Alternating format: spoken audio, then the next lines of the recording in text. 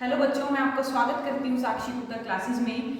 तो आज हम क्यों मिले हैं? हम इसलिए मिले हैं कि हम एक अपना नया बैच शुरू करने जा रहे हैं जिसका नाम है सफलता बैच। और वो स्पेशल बैच होगा हिंदी मीडियम के स्टूडेंट्स के लिए।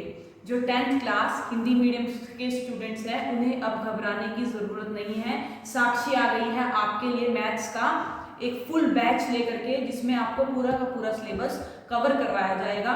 तो आज हम इसी कड़ी में बात करेंगे समांतर श्रेणियों की, अर्थमेटिक प्रोग्रेशन की। आइए पढ़ते हैं एपी के बारे में। आखिर है क्या ये एपी?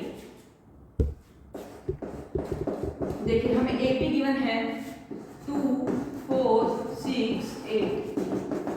अब इसके अंदर प्रथम पद हमारा क्या है? 2। प्रथम पद को हम डिनोट करते हैं A1 से।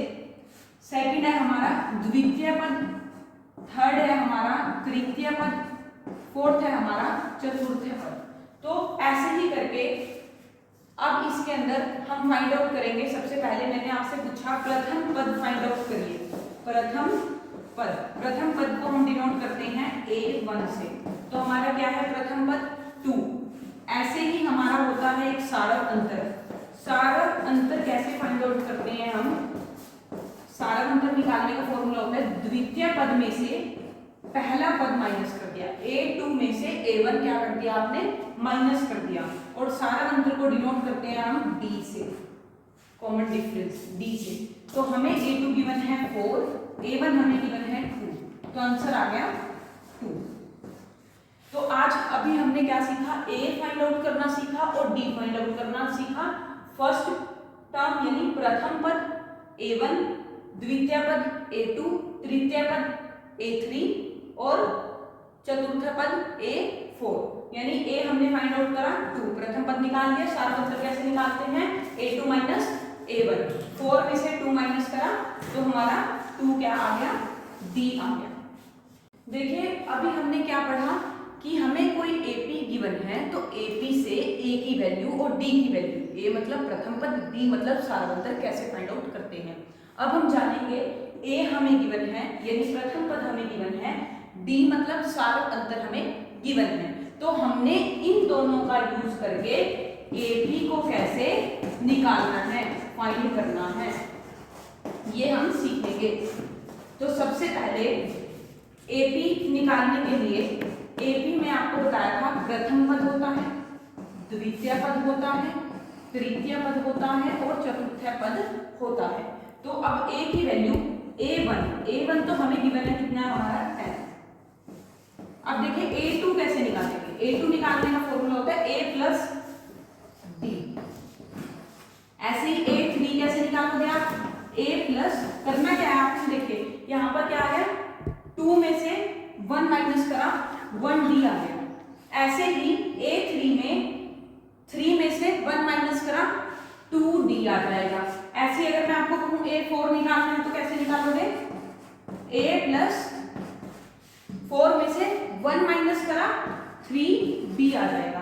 तो ये हमारे AP के पद निकल गए।